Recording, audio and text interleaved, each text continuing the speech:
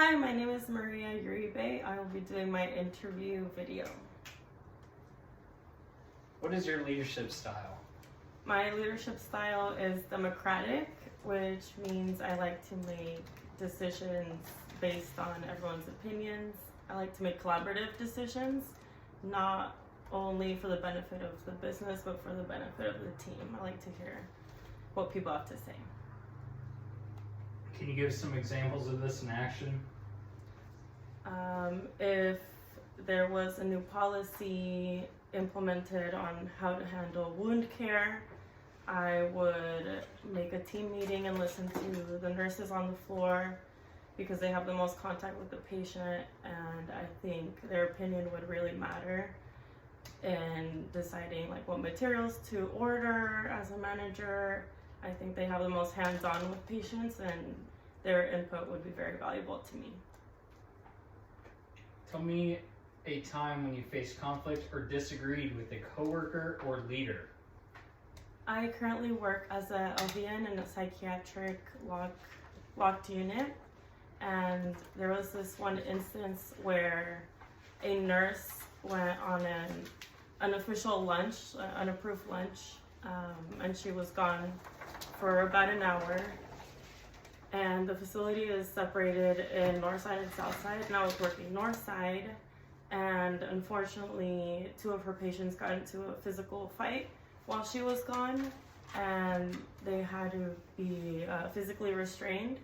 And during a restraint, the nurse has to be present, and unfortunately she wasn't.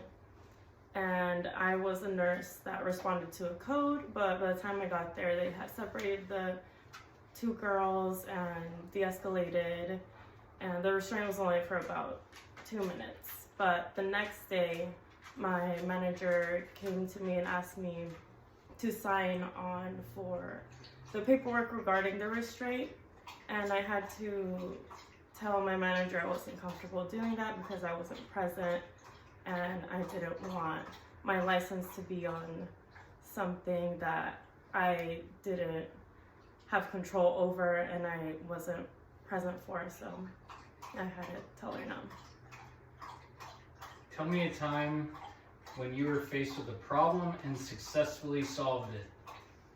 A couple months ago, my manager also called me in because I was showing up tardy a little too often, and it was pushing back medication time because the patients take their meds at a scheduled time, and since I work night shift, some of them would be asleep by the time it was ready. So I had to like reassess what I was doing wrong that made me so late so consistently, and I realized I was trying to do too much before work. So I started meal prepping the night before I went to work. I don't meal prep before trying to go to work because it's just too much when I'm getting ready, so I don't like push back the medication time. So just worked on my time management skills a bit more. Tell me a time you faced a staffing shortage, either from a leadership or employee situation, and what were your actions related to being understaffed?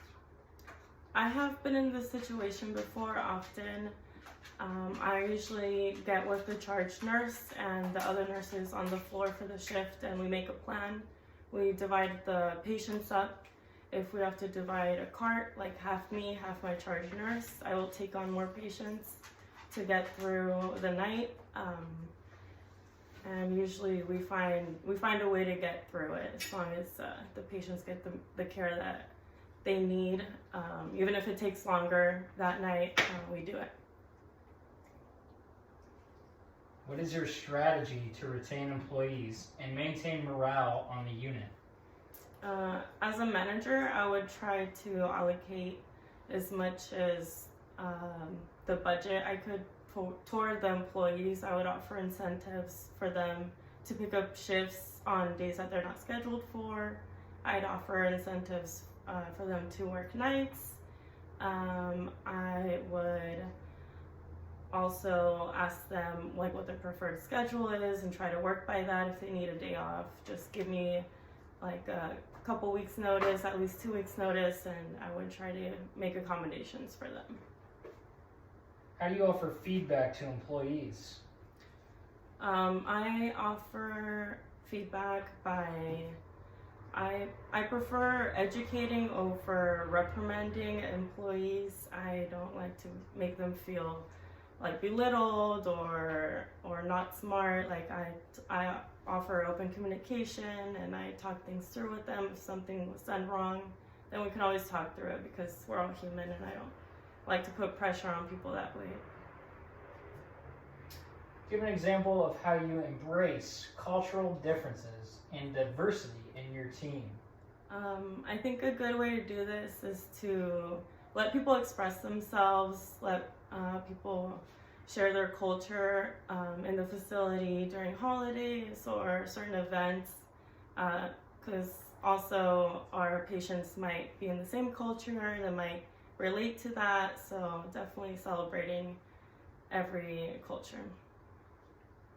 How would you approach an underperforming employee?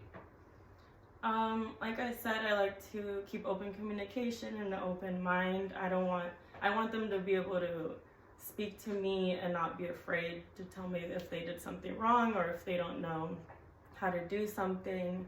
And I can always offer education, or I can talk to a coworker that's close to them and kind of figure out like what's going on. Maybe they can also offer education to them. How would you approach an angry client? An angry client is often a confused client. Maybe they're stressed out because they're not getting the results they want. I try to be calm, level-headed, and give them the correct information and give them all the resources I can, because it's for a reason that they're feeling that way. How do you commit to professional development? And can you provide an example? I think a great way to keep professional development in a facility is to offer like maybe monthly classes to go over the medical equipment or medication we're using. Things are always changing, so it's good to stay up to date and maybe have some speakers come in talking about the medical treatments that we are using. What would you do if you were presented with a process improvement project with ambiguous directions? If the project presented to me was ambiguous, I would try to talk to the people that handed it to me to get clarification. I could also do my own research and figure out my own clear goals that would get this project done, and then offer it to the administration and see if it could be approved with those clear goals in mind.